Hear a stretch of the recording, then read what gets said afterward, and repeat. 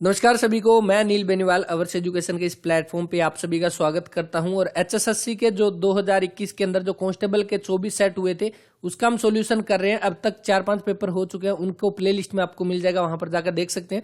और इन्हीं 24 सेट के अलग से मैथ और रीजनिंग के जो सॉल्यूशन है उसकी भी अलग से प्ले लिस्ट है, वहां पर जाइए और उसमें मैथ और रीजनिंग के क्वेश्चन कौन कौन से पूछे गए हैं और किस किस तरह से वो क्वेश्चन कर सकते हैं, ट्रिक वाइज इजी मेथड से सारे क्वेश्चन हमने किए हुए हैं। तो स्टार्ट करते हैं आज की क्लास का नेक्स्ट क्वेश्चन। और बाकी जो नए बच्चे हैं वो एक बार प्ले लिस्ट जरूर चेक कर ले, वहां पे आपको इसी तरह से हर एक पेपर का सॉल्यूशन मिलेगा।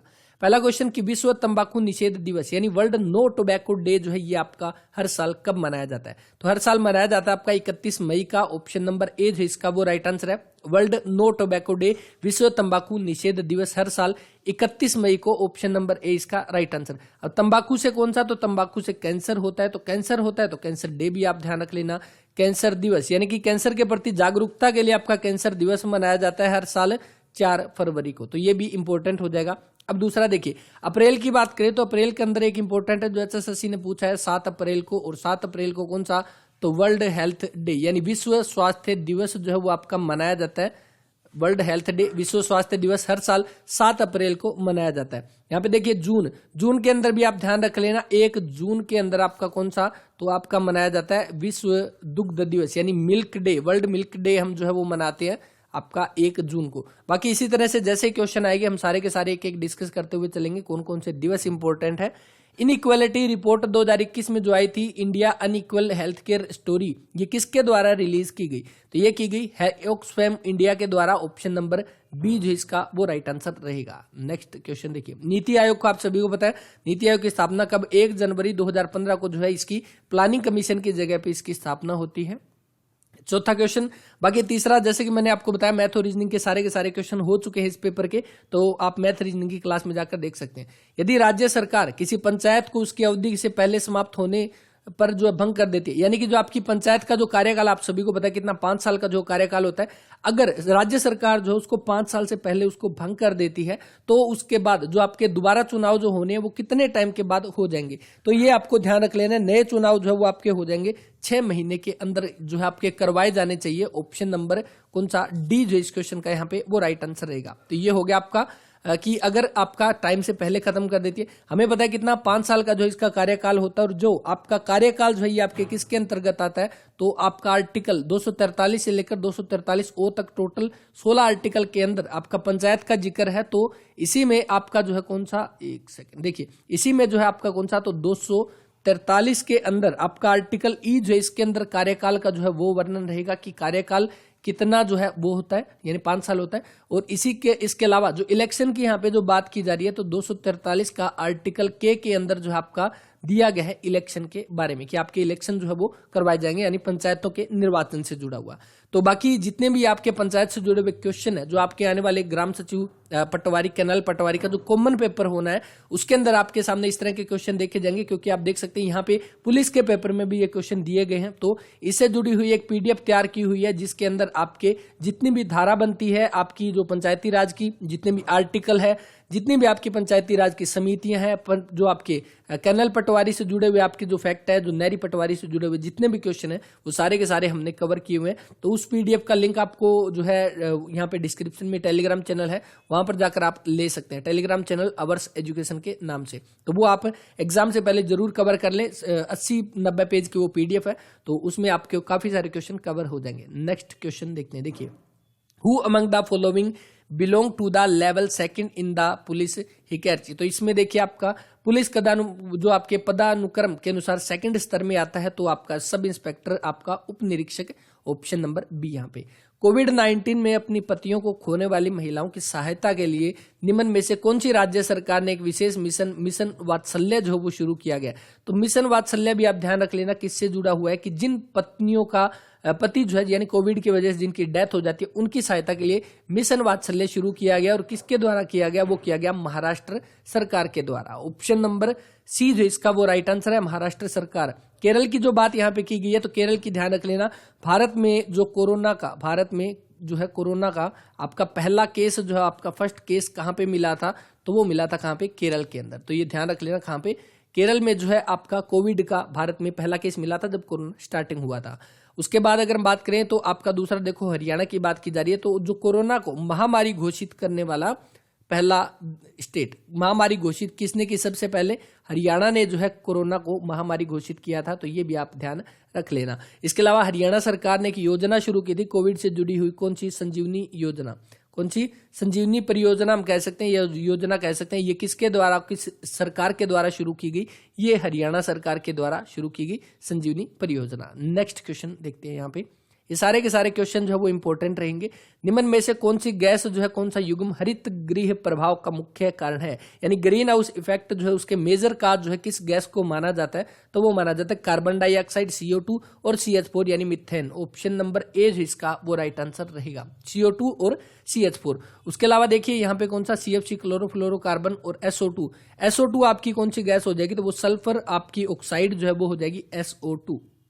कौन सी? सल्फर ऑक्साइड हो जाएगी। और दूसरी कौन सी? Sulphur oxide. एक आपकी होती है NO2, सल्फर ऑक्साइड और नाइट्रस ऑक्साइड। तो ये आपकी कौन सी? तो ये आपकी दोनों के दोनों इफेक्ट किसके लिए काम आती है, यानी काम क्या आती है, किसके लिए ये आपकी जो है रिस्पॉन्सिबल होती है? तो जो आपकी एसिड रेन जो होती है, एसिड रेन के मुख्य कारण आपसे पूछे जाते हैं कई बार। जो अम्लीय वर्षा जो होती है इसके मुख्य कारण SO2 और NO2, सल्फर ऑक्साइड और नाइट्रस जो आपकी नाइट्रोजन ऑक्साइड जो है, ये इसके लिए मुख्य कारण होता है। तो इसका राइट आंसर ऑप्शन नंबर ए यहाँ पे। नेक्स्ट देखिए 10वां क्वेश्चन। निम्न में से कौन सा एक वायरस का प्रकार नहीं है? तो आप सभी को पता है जो आपका एंटीवायरस है ये वायरस का प्रकार नहीं, ये हम यूज करते हैं वायरस को रोकने के लिए। तो इसका right answer option number C यहाँ पे। किस शहर को जो है वो जापान का मैनचेस्टर जो है वो बोला जाता है? तो जापान का मैनचेस्टर आपका कौन सा हो जाएगा? तो वो हो जाएगा आपका ओसाका, जो कि कौन सा? ऑप्शन नंबर बी जो इसका वो राइट आंसर है, ओसाका, जो कि जापान का मैनचेस्टर जिसको बोला जाता है। जापान की राजधानी आप सभी को पता है कौन सी? तो टोक्यो जो है वो जापान की राजधानी हो जाएगी और ओसाका जो है वो हो जाएगा आपका जापान का मैनचेस्टर। इसके अलावा आप ध्यान रख लेना जो अपना भारत का जो है, भारत का आपका जो मैनचेस्टर आपसे पूछा जा सकता है, भारत का मैनचेस्टर किसको बोला जाता है? तो वो आपका बोला जाता है अहमदाबाद को। अहमदाबाद को जो है आपका बोला जाता है अहमदाबाद को। भारत का मैनचेस्टर बोला जाता है अहमदाबाद को। और मैनचेस्टर क्यों? क्योंकि आपकी टेक्सटाइल इंडस्ट्रीज जो है वो सबसे ज्यादा अहमदाबाद में, तो इसीलिए अहमदाबाद को। और अगर ये पूछ ले, ये तो आपका हो गया भारत का मैनचेस्टर। अब ये भी ध्यान रख लेना, उत्तर भारत का जो है वो मैनचेस्टर किसको बोला जाता है? तो वो बोला जाता है कानपुर को। तो ये भी ध्यान रख लेना, कानपुर को। तो इसका आपका right answer Osaka, option number B यहाँ पे। भारत में संपत्ति का अधिकार जो है वो क्या है? तो जो आपकी राइट ऑफ प्रॉपर्टी जो है, ये जब आपके जो मूल संविधान बना था उसके बाद इसमें कितने 7 जो है वो आपके मौलिक अधिकार थे, और उसमें एक था आपका मौलिक अधिकार में एक था आपका संपत्ति का अधिकार। लेकिन बाद में जब आपका कौन सा, तो आपका संपत्ति का अधिकार जो है 44वां संविधान संशोधन 1978 जो हुआ था, इसके तहत जो संपत्ति का अधिकार है इसको मौलिक अधिकार से हटाकर एक जो है आपका कौन सा, एक विधिक अधिकार जो है इसको बना दिया गया, यानी हम कह सकते हैं जो संवैधानिक अधिकार बना दिया गया। तो इसका राइट आंसर बन जाएगा ऑप्शन नंबर सी यहाँ पे, संवैधानिक अधिकार, ऑप्शन नंबर सी इसका राइट आंसर। 44वां संविधान संशोधन 1978 के तहत पहले आर्टिकल 31 में था, उसके बाद इसको आर्टिकल 300A में जो इसको शिफ्ट कर दिया गया। और अभी प्रेजेंट टाइम में मौलिक अधिकार आपके कितने हैं? तो वो 6 हो जाएंगे। मौलिक अधिकार हमने कहां से लिए, कमेंट करके बता देना। नेक्स्ट देखिए, निम्न में से कौन से पादपों में जल संवाहन ऊतक है, यानी कि वाटर कंडक्टिंग टिश्यू जो है वो आपके प्लांट में कौन से होते हैं? तो ये आपका कौन सा, तो इसका आपका राइट आंसर हो जाएगा जाइलम, जो कि ऑप्शन नंबर ए है इसका वो राइट आंसर है। अब यहाँ पे देखिए जो जाइलम जो है ये आपका किस डायरेक्शन में मूव करता है, तो यानी आपका वाटर कंडक्टिंग टिश्यू है, तो ये आपके जड़ से लेकर यानी कि आपका रूट से लेकर आपका लीव तक जाता है, यानी अपवर्ड जो है आपका मूव करता है, अपवर्ड डायरेक्शन। और जो फ्लोएम जो यहाँ पे देखा, फ्लोएम देखिए ये ऑप्शन नंबर डी में, तो इसका क्या काम आता है? Food from leaves to root, यानी कि जो पत्तियों से लेकर और आपके जड़ों तक जो आपका खाना पहुंचाने का काम करता है वो फ्लोएम करता है। टोक्यो पैरालंपिक 2021 जो हुए थे उसके उद्घाटन समारोह में ध्वजधारी जो है कौन थे, यानी जो फ्लैग बैरियर जो थे ओपनिंग सेरेमनी टोक्यो ओलंपिक, यानी भारत की तरफ से आपके कौन हो जाएंगे? तो वो थे टेकचंद, जो कि ऑप्शन नंबर बी है इसका वो राइट आंसर रहेगा टेकचंद। टेकचंद जो है ये किससे जुड़े हुए हैं? तो ये भी आपके भाला फेंक से जुड़े हुए हैं, भाला फेंक यानी जेवलियन थ्रो से, भाला फेंक के जुड़े हुए टेकचंद, जिन्होंने आपके उद्घाटन के समय जो आपके फ्लैग बैरियर कौन थे? वो टेकचंद थे। और अगर आपसे ये पूछ ले कि टोक्यो पैरालंपिक के अंदर आपका जब समापन जो हुआ था, यानी ये तो शुरुआत की बात है, जब आपका एंडिंग जब हुआ था उस समय फ्लैग बैरियर कौन था भारत की तरफ से? तो वो थी कौन? अवनी लखेरा यहाँ पे, जो कि किससे जुड़ी हुई? निशानेबाजी से जुड़ी हुई निशानेबाजी से जुड़ी हुई है। अवनी खेरा जो राजस्थान से जुड़ी हुई है और राजस्थान ने इसको बेटी बचाओ बेटी पढ़ाओ का ब्रांड एम्बेसडर भी जो है अवनी खेरा को बना दिया। और यहाँ पे देखिए टेकचंद इसका right answer option number B जो इसका वो रहेगा। सुमित अंतिल आप सभी को पता है भाला फेंक जेवलिन थ्रो के अंदर आपका यहाँ पे जो कौन सा तो गोल्ड मेडल जो है वो जीता था, कहां से, सोनीपत से जो है ये संबंधित रहेंगे। इसके बाद नेक्स्ट क्वेश्चन देखिए केवाईसी। केवाईसी की फुल फॉर्म क्या हो जाएगी, तो नो योर कस्टमर जो इसकी फुल फॉर्म हो जाएगी, तो ये भी आपको ध्यान रख लेना है।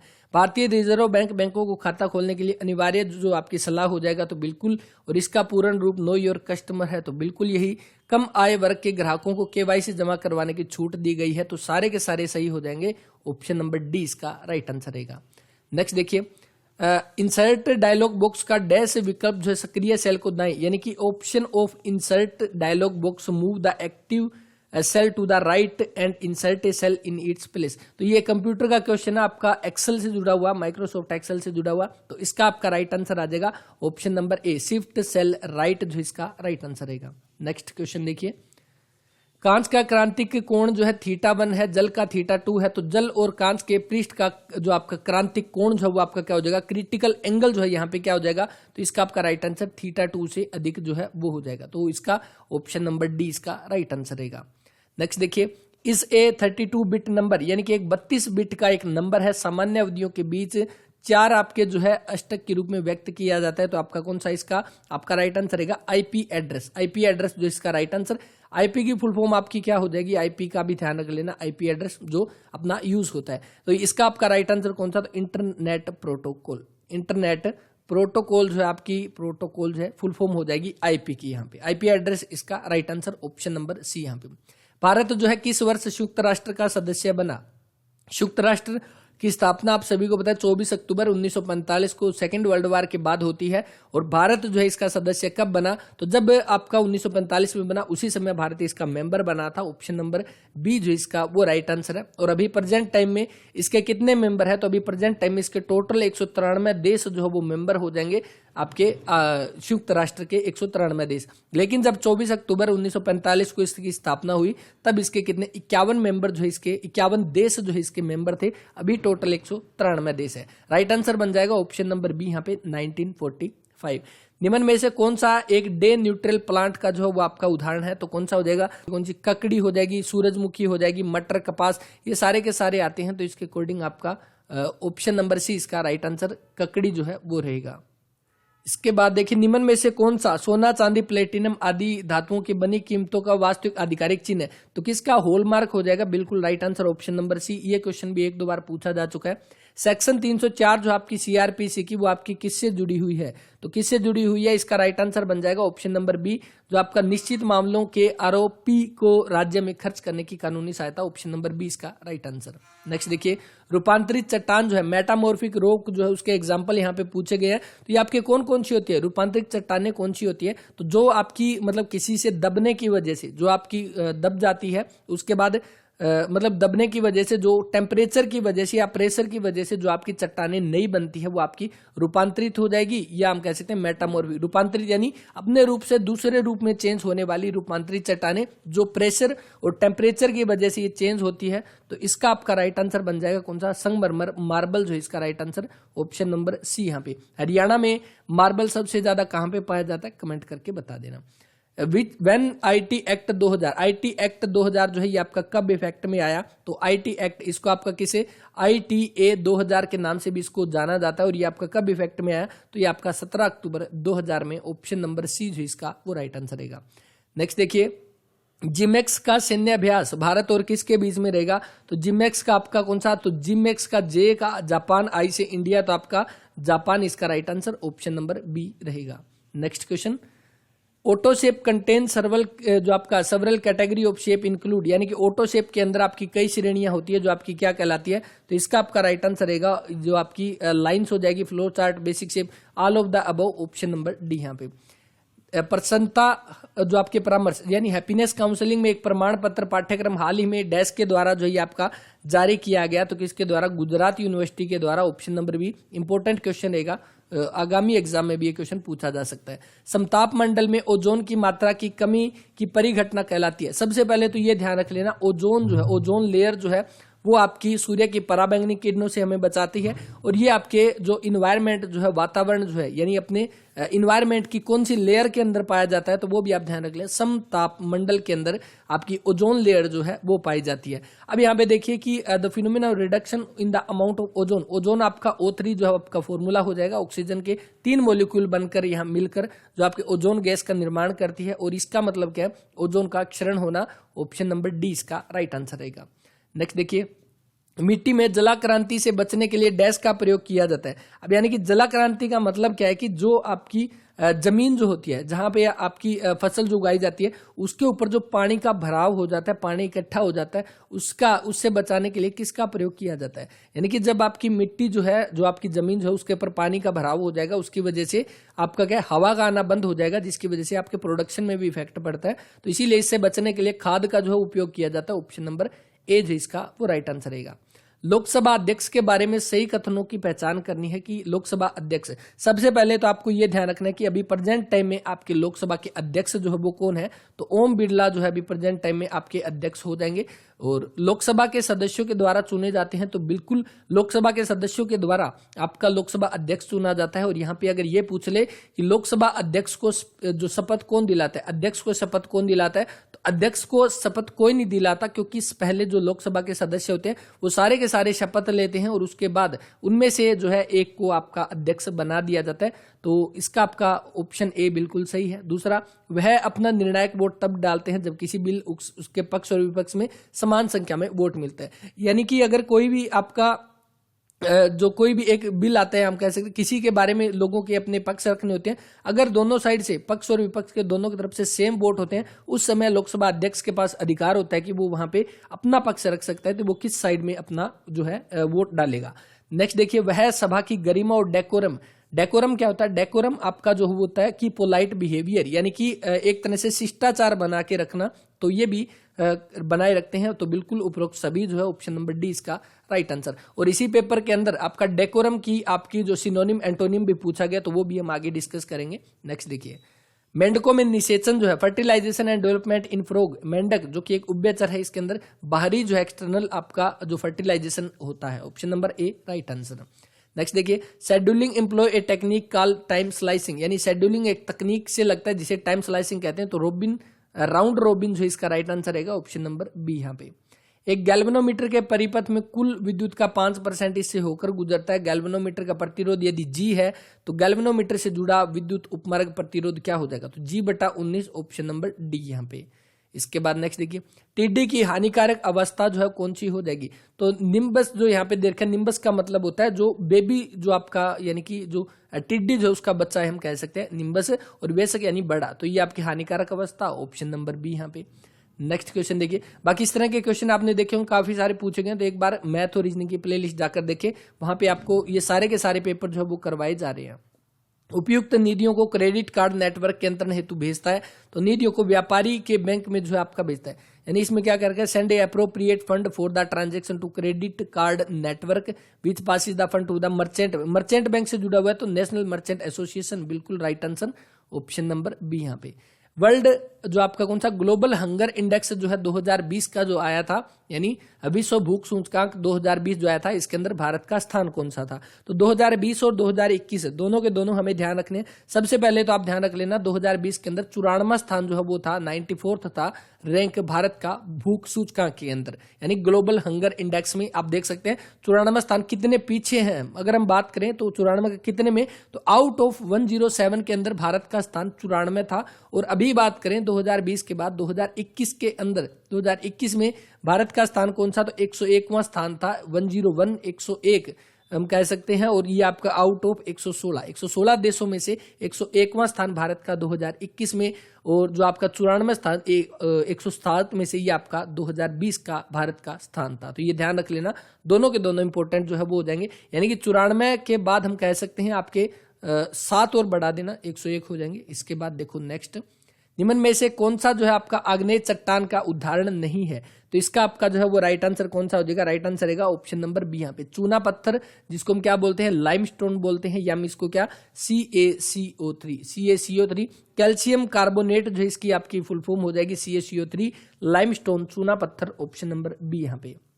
नेक्स्ट क्वेश्चन देखिए, डैश में मेमोरी प्रबंध की एक प्रक्रिया को उपलब्ध आवंटित न होने वाली अनलोकेटेड मेमोरी के सबसे बड़े जो है खंड में रखता है, तो आपका रोस्ट फिट हो जाएगा ऑप्शन नंबर बी 53 का। नेक्स्ट देखिए, सूचनीय रोगों के बारे में हमें बताना है, नोटिफिएबल डिजीज के बारे में हमें बताना है। तो ये आपके देखिए, notifiable disease in any disease required by the law, एक जो विधि द्वारा सरकारी प्राधिकारियों को सूचित किया जाता है, WHO के जो है अंतर्राष्ट्रीय स्वास्थ्य विनिमय, तो आपके दोनों के दोनों जो है वो सही हो जाएंगे। ऑप्शन नंबर बी जो इसका वो राइट आंसर रहेगा। कौन सा? ऑप्शन नंबर बी जो इसका वो राइट आंसर। WHO की बात करें तो आप ध्यान रख लेना, 7 अप्रैल 1948 के अंदर WHO वर्ल्ड हेल्थ ऑर्गेनाइजेशन जो है उसकी स्थापना होती है, और इसीलिए आपका 7 अप्रैल को कौन सा जो HSSC ने पूछा था, स्वास्थ्य दिवस, विश्व स्वास्थ्य दिवस आपका 7 अप्रैल को मनाया जाता है। हेडक्वार्टर कहाँ पे? तो जेनेवा स्विट्जरलैंड के अंदर इसका हेडक्वार्टर रहेगा। नेक्स्ट देखिए, हरियाणा में स्थित लाला लाजपत राय पशु चिकित्सा और पशु विज्ञान विश्वविद्यालय के उपकुलपति जो है वो कौन है, यानी वाइस चांसलर यहाँ पे पूछा गया है। चांसलर की बात करें तो आपको पता है जितनी भी स्टेट यूनिवर्सिटीज है उनके चांसलर आपके कौन होते हैं, तो वो आपके गवर्नर जो है वो होते हैं, गवर्नर। और अभी प्रेजेंट टाइम में कौन है? बंडारू दत्तात्रेय। यहाँ पे उपकुलपति की बात की गई है, वाइस चांसलर की, तो वो गुरदयाल सिंह जो कि राइट आंसर रहेगा ऑप्शन नंबर ए यहाँ पे, लाला लाजपत राय यूनिवर्सिटी के। और जितने भी आपकी यूनिवर्सिटी है उनके पूछे गए हैं तो उनसे जुड़ी हुई एक क्लास बनाई हुई है, आप जाकर जरूर देखें, आपको लिंक डिस्क्रिप्शन में मिल जाएगा। जितनी भी इंपॉर्टेंट यूनिवर्सिटी है उनका नवंबर तक, यानी हम कह सकते हैं 1 दिसंबर तक का लगभग बिल्कुल अपडेटेड डाटा उसमें करवाया गया है, किस यूनिवर्सिटी की स्थापना कब हुई है, बिल्कुल मतलब उनकी ऑफिशियल वेबसाइट से वो डाटा लिया गया। वाइस चांसलर अभी कौन है, तो वो सारे के सारे आप जरूर देखें, एग्जाम में आपसे पूछे जा सकते हैं। जब मांग की मूल्य जो है निम्नता 1 से अधिक हो तो सीमांत आय जो है क्या होता है? When the price elasticity of demand is more than 1, marginal revenue जो है वो आपका क्या हो जाएगा? इसका राइट आंसर आपका पॉजिटिव वैल्यू जो है वो ऑप्शन नंबर सी यहाँ पे। इसके बाद नेक्स्ट देखिए, महार मंदी जो है, ग्रेट डिप्रेशन जो है ये आपका कब स्टार्ट हुआ? तो 1929 के अंदर, 1929 के अंदर जो है ये आपका शुरू हुआ, और ये आपका लगभग काफी सालों तक जो चला, हम कह सकते हैं महान मंदी, लगभग 1939-40 तक जो है, इस इतने सालों तक ये जो आपकी चली थी महान मंदी, जिसको हम बोल सकते हैं, लगभग 10 साल के आसपास ये चली थी। नेक्स्ट देखिए, WML ये आपकी जो है फुल फॉर्म आपसे पूछी गई है, तो क्या हो जाएगी? वायरलेस मार्कअप लैंग्वेज, इसका ऑप्शन नंबर सी जो इसका वो राइट आंसर रहेगा।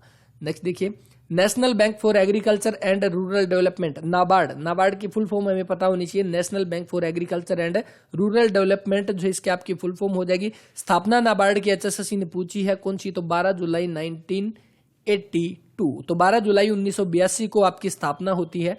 नाबार्ड की फुल फॉर्म ध्यान रख लेना, national bank for agriculture and rural development. Headquarter पूछ ले तो कहाँ पे?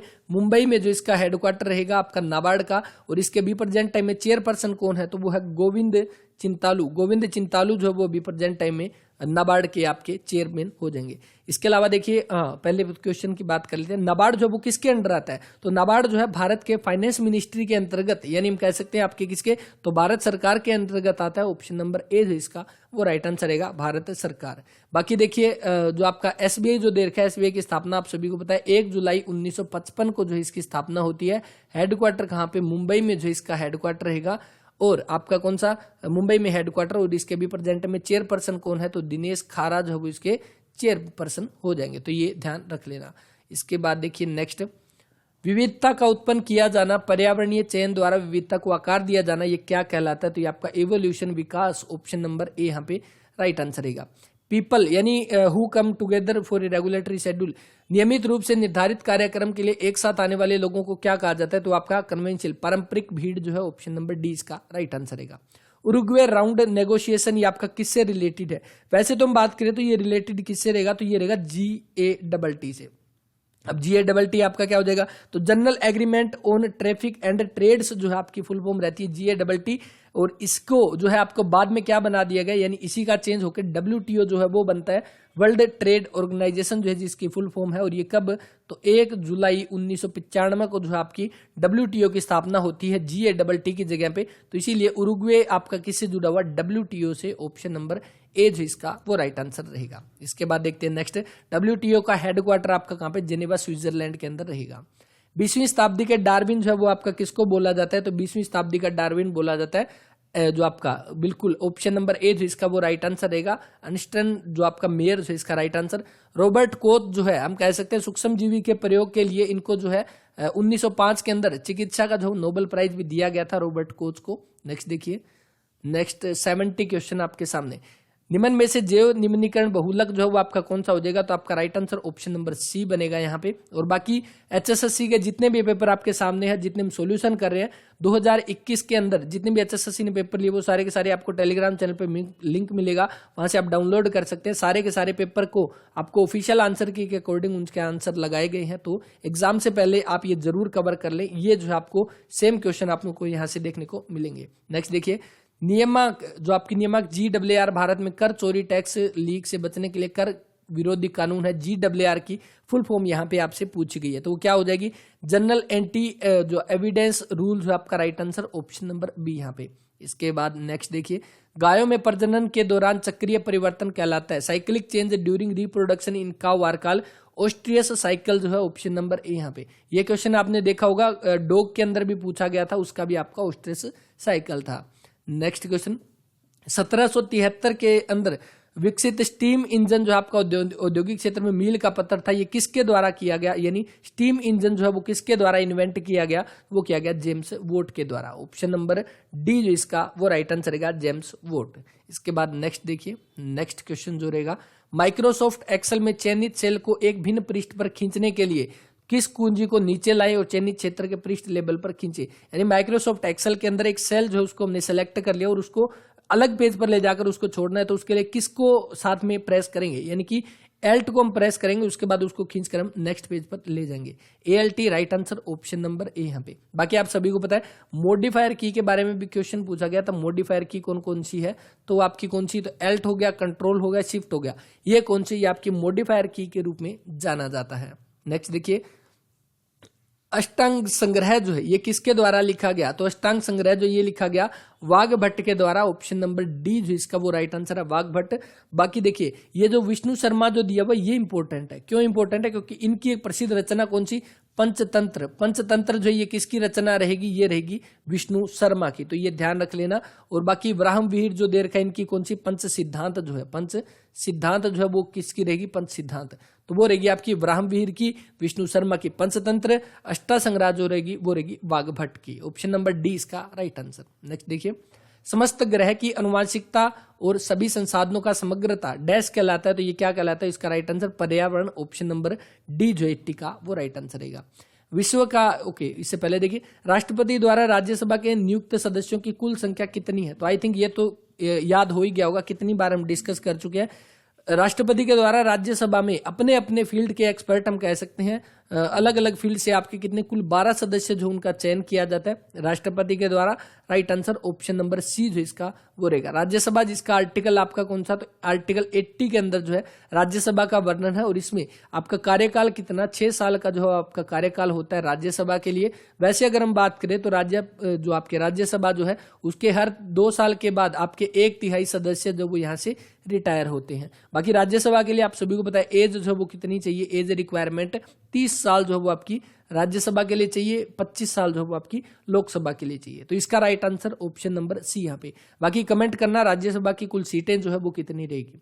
विश्व का दूसरा सबसे बड़ा फल और सब्जी उत्पादक, यानी कि जो वर्ल्ड का सबसे बड़ा लार्जर प्रोड्यूसर जो है फ्रूट और वेजिटेबल के नाम पर, पहले की बात करें तो चाइना जो है वो पहले नंबर पर है जो कि फ्रूट और वेजिटेबल प्रोड्यूस करता है। दूसरे नंबर पे अपना भारत रहेगा, ऑप्शन नंबर ए यहाँ पे। सेम बात आपकी जनसंख्या में रहेगी, जनसंख्या में पहले नंबर पे चीन है, दूसरे पे भारत रहेगा।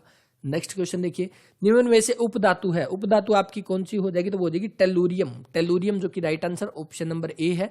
इसका सिंबल अगर पूछ ले क्या, तो TE के नाम से इसका सिंबल है, और इसका एटॉमिक नंबर अगर पूछ ले तो 52 जो इसका एटॉमिक नंबर रहेगा। नेक्स्ट क्वेश्चन, किसने जो है ऐहोल की वास्तुकला को भारतीय मंदिर वास्तुकला का उद्गम स्थल जो है वो कहा है। भारतीय मंदिर वास्तुकला का उद्गम स्थल, सबसे पहले तो ये देखिए ऐहोल अभिलेख के बारे में HSSC क्वेश्चन क्या पूछ सकती है, ऐहोल अभिलेख, तो ये आपका किस समय की बात रहेगी, तो ये रहेगी आपका जो पुलकेशिन सेकंड जो है, पुलकेशिन सेकंड उसके समय का जो है ये हम कह सकते हैं ये आपका अभिलेख है। अब हर्षवर्धन के साथ आप सभी को पता है हर्षवर्धन और जो आपका पुलकेशिन सेकंड जो है इनके बीच में आपका युद्ध होता है, जो कि लगभग 633-34 ईस्वी के आसपास जो है युद्ध होता है। इस युद्ध में यानी कि एकमात्र ऐसा युद्ध जिसमें हर्षवर्धन हार जाता है वो था पुलकेशिन सेकंड और हर्षवर्धन के बीच में युद्ध हुआ था। और इसका वर्णन हमें मिलता है किसमें, ऐहोल अभिलेख के अंदर। और ये ऐहोल अभिलेख के बारे में देखिए किसने ऐहोल की वास्तुकला को भारतीय मंदिर वास्तुकला का उद्गम स्थल, तो वो पेर्सी ब्राउन ने जो है ऑप्शन नंबर डी इसका राइट आंसर है। हमें बात ध्यान रखने ऐहोल अभिलेख की जो पुलकेशिन सेकंड के टाइम का है, और इसमें आपका जो इस युद्ध का वर्णन जो है वो रहेगा। और आपका इसका जो है उनको किसने बोला है, तो ये बोला पेर्सी ब्राउन ने। माइक्रोसॉफ्ट वर्ड 2003 में जो आपके कौन से डॉक्यूमेंट से जुड़ा हुआ है, तो डॉक्यूमेंट का .doc हो जाएगा, आपका टेक्स्ट का आपका .txt, पीपीटी का ये है, एक्सेल का आपका ये है। नेक्स्ट देखिए, इसका अर्थ है समाज में विशेषाधिकारों और संसाधनों का असमान वितरण, जिससे समाज के कुछ लोग बाकी को जो है तुलना में अधिक धन, शक्ति और विशेषाधिकार रखते हैं। तो इसका आपका राइट आंसर रहेगा 88 का ऑप्शन नंबर सी, यहाँ पे सोशल इनइक्वालिटी। अभी तक अभिलेखित जीव प्रजातियों की प्रतिशतता यानी the percentage of animal species are recorded so four, तो कितनी रहेगी, लगभग आपकी more than 70%, option number D. यहाँ पे निम्न में से किसे जो है विश्व स्वास्थ्य संगठन का पहला मुख्य वैज्ञानिक नियुक्त किया गया। WHO के बारे में हम बात कर चुके हैं, आपकी कब 7 अप्रैल 1948 को इसकी स्थापना होती है। और इसके अध्यक्ष आप सभी को यह ध्यान रखें, अध्यक्ष की शायद बात नहीं की, तो वो आपके कौन, तो डॉक्टर टेड्रोस जो है वो इसके अध्यक्ष रहेंगे।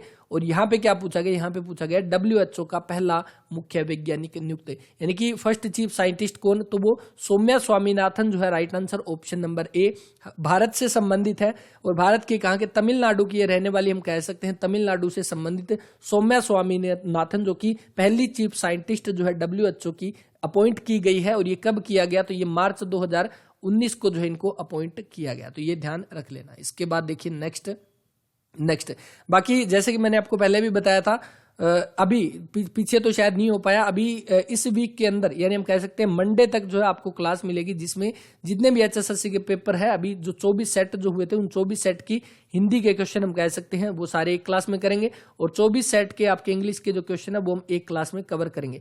इस मंडे तक आपके पास ये क्लास अवेलेबल हो जाएगी, तो उसके बारे में भी आप बता देना कि आपको जो है, क्योंकि पीछे वाली क्लास आपने देखी होगी उसमें से आपको बहुत सारे क्वेश्चन देखने को मिले थे। नेक्स्ट देखिए इंग्लिश का पोर्शन, बाकी जैसे कि मैंने आपको बताया PDF सारी की सारी आप जरूर ये कवर कर लें पेपर से पहले। पुट वंस फुट डाउन, तो to be firm in opposing something, आपका right answer option number A. ये देखिए डेकोरम की हमने बात की थी, किसकी, शिष्टाचार की हमने बात की थी पहले, तो वो आपकी जो लोकसभा का अध्यक्ष जो वो डेकोरम बनाए रखता है वहां पे सभा में, तो इसका आपका कौन सा, यानी पोलाइट बिहेवियर से जुड़ा हुआ है, तो इसका डिसेंसी जो है ऑप्शन नंबर बी इसका वो राइट आंसर रहेगा। इसका मतलब आपका होता है करेक्ट बिहेवियर या शिष्टाचार जो इसका मतलब होता है, यानी सिनोनिम पूछा गया तो सेम मतलब आपका ये हो जाएगा। नेक्स्ट देखिए, नेक्स्ट आपके सामने healthy young man of great beauty and taste are honoured everyone, तो इसका आपका 93 का राइट आंसर बन जाएगा option number B, delightful. Next देखिए dew dashed the grass at night, तो आपका इसका राइट आंसर कौन सा, मोस्ट जो आपका मोस्टेंस, ऑप्शन नंबर बी इसका राइट आंसर है। 95 देखिए आपको एरर जो है वो यहाँ पे बताना है, India need win a battle of mind within the country before trying to justify itself eye of the world, इसका आपका right answer option number A जो है वो बनेगा। बाकी बिल्कुल डिटेल में हम इनको डिस्कस करेंगे। राजमहल जो है ये किस शब्द का उदाहरण है, तो ये आपका किसका, तो ये आपका यौगिक शब्द जो है वो हो जाएगा। यौगिक शब्द कौन सा होता है, जिनको अगर हम दो टुकड़ों में बांटे तो दोनों शब्द के अलग अलग मतलब निकलते हो। जैसे ये राज है प्लस में महल है, ये राजमहल हो गया, इसका राज का भी अलग मतलब बनता है, महल का भी अलग मतलब बनता है। ये सारे के सारे हिंदी क्लास में बात करेंगे, जिसमें यौगिक क्या है, योग रूढ़ क्या है, रूढ़ शब्द क्या है। देखिए डैश क्रिया से आज्ञा उपदेश निषेध आदि का जो बोध होता है उसको हम क्या बोलते हैं, इसका आपका राइट आंसर आज्ञार्थ, ऑप्शन नंबर बी। विकारी कृदंत जो कितने प्रकार के, तो ऑप्शन नंबर कौन सा 98 का राइट आंसर बन जाएगा। 4 प्रकार के जो आपके विकारी कृदंत के प्रकार होते हैं। जिसके आने की तिथि निश्चित न हो उसे हम क्या बोलते हैं, तो वो आपके अतिथि जो है वो हो जाएंगे ऑप्शन नंबर बी। और दो भिन्न भिन्न व्यंजनों के परस्पर मेल को हम क्या बोलते हैं, तो इसका आपका राइट आंसर संयुक्त व्यंजन जो है वो हो जाएंगे ऑप्शन नंबर ए। दो भिन्न भिन्न व्यंजन को मिलाकर एक संयुक्त व्यंजन जो है वो बनता है, तो इसका right answer option number A जो है वो बनेगा। और 100 क्वेश्चन यहाँ पे कंप्लीट होते हैं और इसको भी ये क्लास भी आपकी उसमें मिल जाएगी प्ले लिस्ट में। तो जितने भी प्ले लिस्ट है वो जरूर चेक करें। जो बच्चे नए हैं वो जिन्होंने पहले देख रखी है वो अपने अच्छे से नोट्स बना ले, क्योंकि अब क्लासेज आपकी रेगुलर होने वाली है। पीछे के 2-3 दिन से थोड़ा सा क्लास शेड्यूल सही नहीं था, अभी रेगुलर क्लास रहेगी और कोशिश करेंगे आपकी दिन में 2 क्लास जो है वो कम से कम करवाई जाए, क्योंकि एक तो आपका पेपर करेंगे उसके अंदर और एक के अंदर आपका मैथ और रीजनिंग जो है वो कवर करेंगे। और जिस दिन मैथ रीजनिंग नहीं होगी उस दिन हिंदी की क्लास आ जाएगी या उस दिन इंग्लिश की क्लास आ जाएगी। तो इस वीडियो में इतना ही और मिलते हैं नेक्स्ट वीडियो में। तब तक के लिए अपना ख्याल रखें, पढ़ते रहें। जय हिंद, जय भारत, जय हरियाणा। और किसी तरह का कोई भी सजेशन देना चाहते हो तो बिल्कुल आप दे सकते हो। आपके सारे के सारे कमेंट देखे जाते हैं और उनके रिप्लाई भी किए जाते हैं। तो इस वीडियो में इतना ही, मिलते हैं नेक्स्ट वीडियो में। तब तक के लिए अपना ख्याल रखें, पढ़ते रहें। जय हिंद, जय भारत, जय हरियाणा।